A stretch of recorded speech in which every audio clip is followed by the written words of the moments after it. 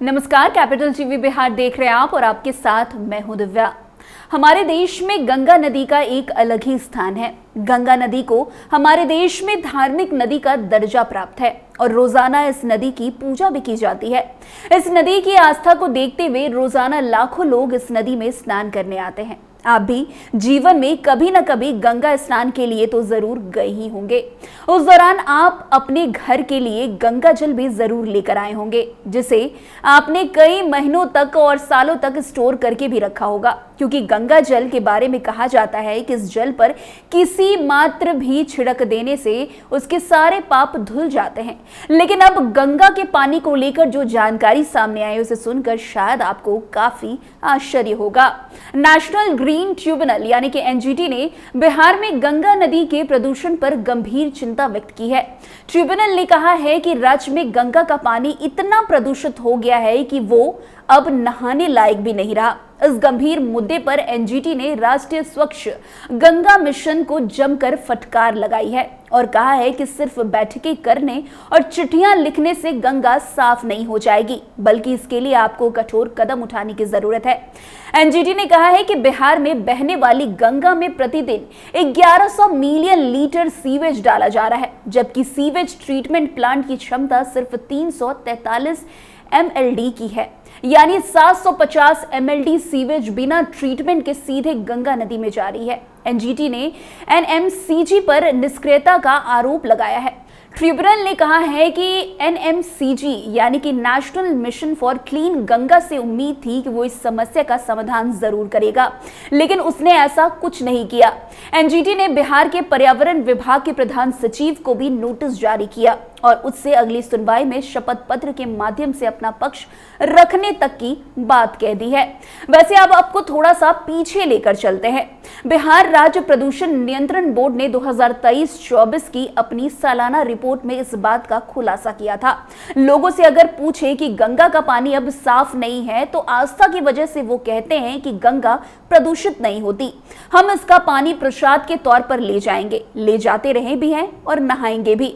ऐसे लाखों लोग हैं जो ये बढ़ते प्रदूषण पर ध्यान नहीं देते, लेकिन DTN में छपी खबर के मुताबिक गंगा और अन्य 21 नदियों में नहाने लायक पानी भी नहीं है। इससे सेहत को नुकसान होगा। गंगा के बिहार में 21 शाखाएं हैं जो 27 जिलों से बहती है।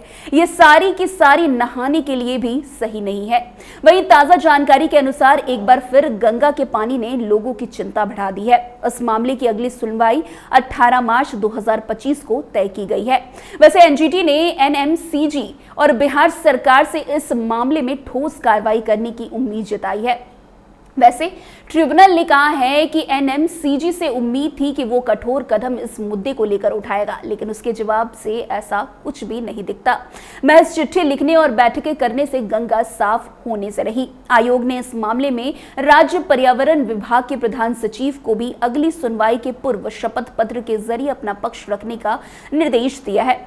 जानकारी के अनुसार राज्य के 8 सीवेज ट्रीटमेंट प्लांट में से 6 काम नहीं कर रहे हैं। यही अब इस मामले में एनजीटी ने कड़ा रुख अपना लिया है। एनजीटी ने एनएमसीजी को फटकार लगाई है, साथ ही शपथ पत्र देने तक को कह दिया है। मामले की अगली सुनवाई जैसा कि आपको मैंने बताया 10 मार्च 2025 यानी नए साल में होगी। एनजीटी ने कहा है कि गंगा की सफाई के लिए एनएमसीजी और बिहार सरकार को कठोर कदम उठाने की जरूरत है।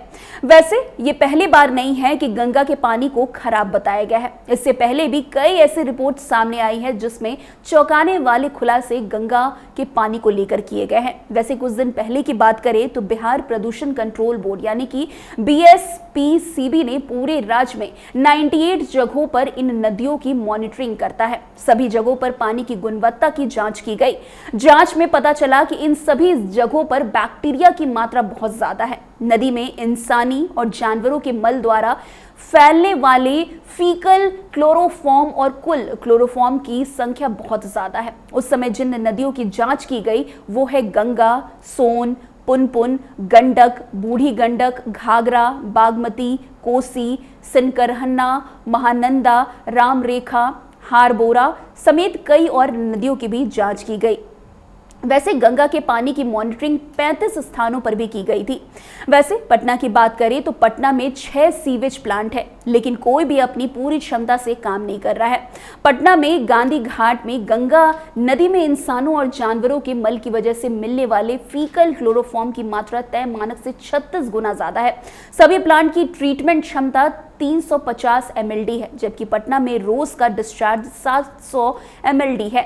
पटना में ही लोग बिना ध्यान दिए गंगा में भारी मात्रा में सीवेज डाल रहे हैं, घरेलू कचरा डाल रहे हैं, बायोमेडिकल कचरा डाल रहे हैं। इस समय पूरे राज्य में ऐसी कोई व्यवस्था नहीं है जो इन कचरों का ट्रीटमेंट करे। कम से कम पूरे शहर में गंगा नदी में 20 प्रमुख जगहों से सीवेज और कचरा मिल रहा है। खैर, कहीं ना कहीं ये रिपोर्ट चिंताजनक है और आने वाले समय में ये समस्या और भी बढ़ सकती है, क्योंकि सबके घर में गंगा का ही पानी हमारे पास आता है और जिसकी वजह से लोग कई संख्या में बीमार पड़ सकते हैं। तो फिलहाल इस खबर में आज के लिए बस इतना ही। अन्य खबरों में हमारे साथ ऐसे आगे बने रहें और देखते रहिए। तब तक के लिए कैपिटल टीवी बिहार। धन्यवाद।